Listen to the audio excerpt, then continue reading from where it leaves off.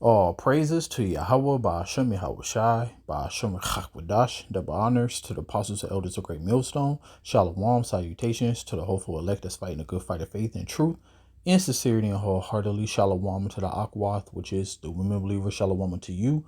All praises, honor, and glory to Yahweh, Ba'ashem Yahweh Shai. This video should be very quick, but, I just want to take a part of what he said, which is prophecy, So just gonna get straight to it. To do the damage to Iran that the Israelis were to the people of Gaza to get to their military outcomes. And so that limits the ability of Trump to force the Iranians to do what he wants. China. So basically, just right there, he's saying that America can't do to Iran what Israelis, the small hats, been doing to the Palestinians. So that kind of put Trump in a tough spot. As it say in Joel chapter 3 verse 10, let the weak sound strong. Also in Isaiah 14 and 10, it said, have you also have become as weak as we? Right. So scripture says that Babylon the Great, the hammer of the whole earth, was going to get weak. And the nations who was deemed as weak are going to get stronger for prophecy's sake. Is in a materially better position long term because so many countries. China is in a better, materialistic advantage long term. They are better, but real quick, this is what people don't get. This argument actually been for a while about who's going to rule after America. So just to get straight to the point, for Esau is the end of the world and Jacob is the beginning of it that followeth. When you put TH at the end of something, that is continuance. All right.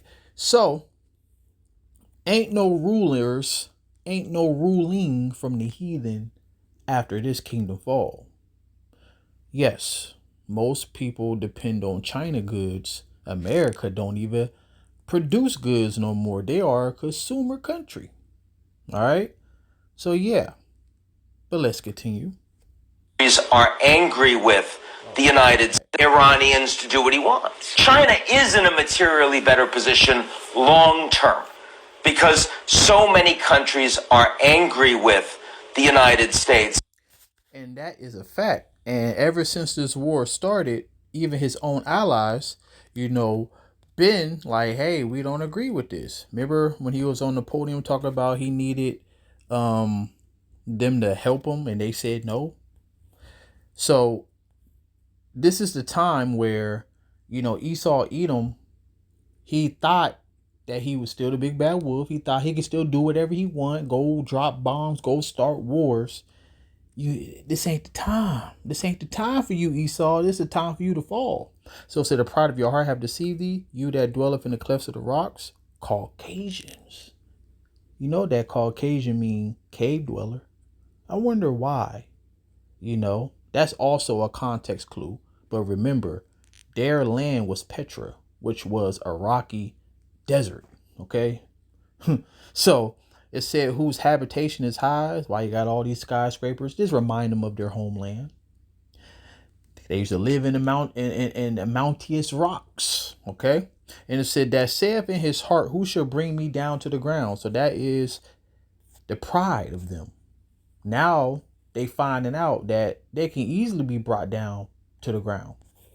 Now when you jump to verse 7, all the men of your confederacy have brought you even to the border, that men that were at peace with thee have deceived thee and prevailed against thee. They that eat your bread, the ones who have depended on you, right? Military help, financial help, and vice versa.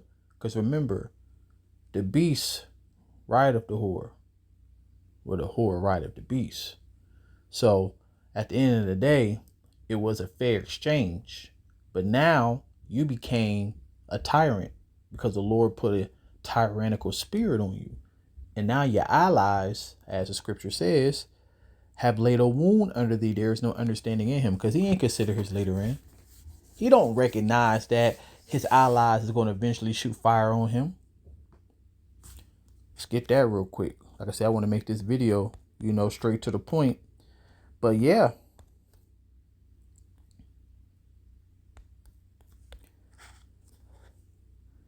It says, "In the 10 horns which thou sawest upon the beast shall hate the whore," the European Union, which is like 30 nations now, all in that same region of ancient Rome.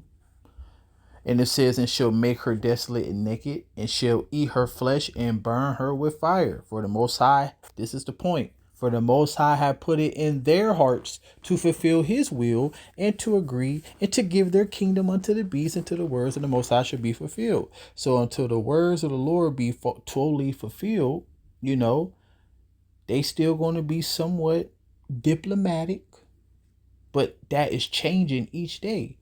All it takes is for the Lord to put an evil thought in their mind, and guess what? They're going to do the will of the Lord. The Lord is in control of all of this.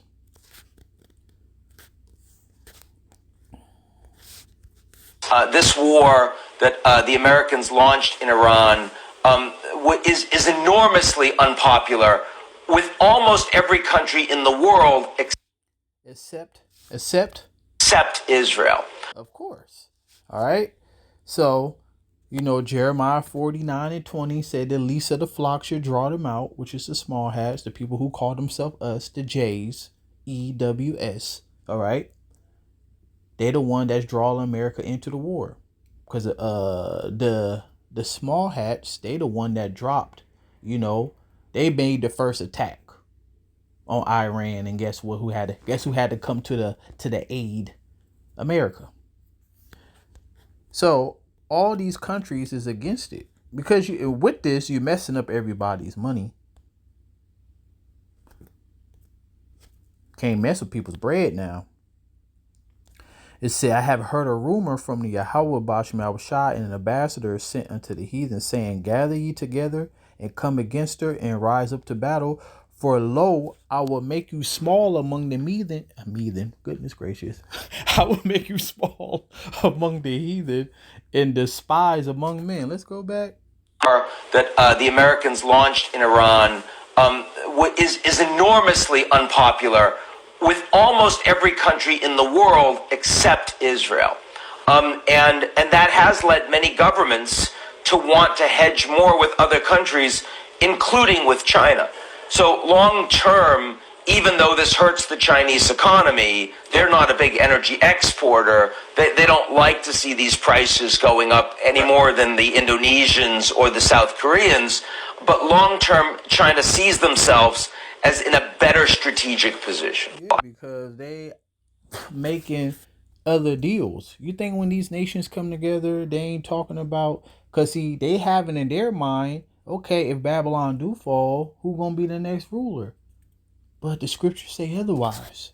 So the point that I'm making in this video is that I just want to highlight how, Babylon the Great have isolated itself from the world. So it's going to be easy for them to shoot fire on Babylon the Great. For our raise and cause to come up against Babylon, the assembly of great nations from the north country, Russia. They shall set themselves in array against her. From thence she shall be taken. Their arrows, what you think that's talking about? Shall be as of a mighty expert man, none shall return in vain. In Chaldea, the land of witchcraft, shall be a spoil. All that spoil her shall be satisfied. Because you got to remember, this was the hammer of the whole earth, and now it's about to be cut asunder, as it say in Jeremiah 50:23. So yeah, hey man, only thing we got is to rejoice in prophecy, man. So hey, seek ye out the Lord while he may be found, and shalom.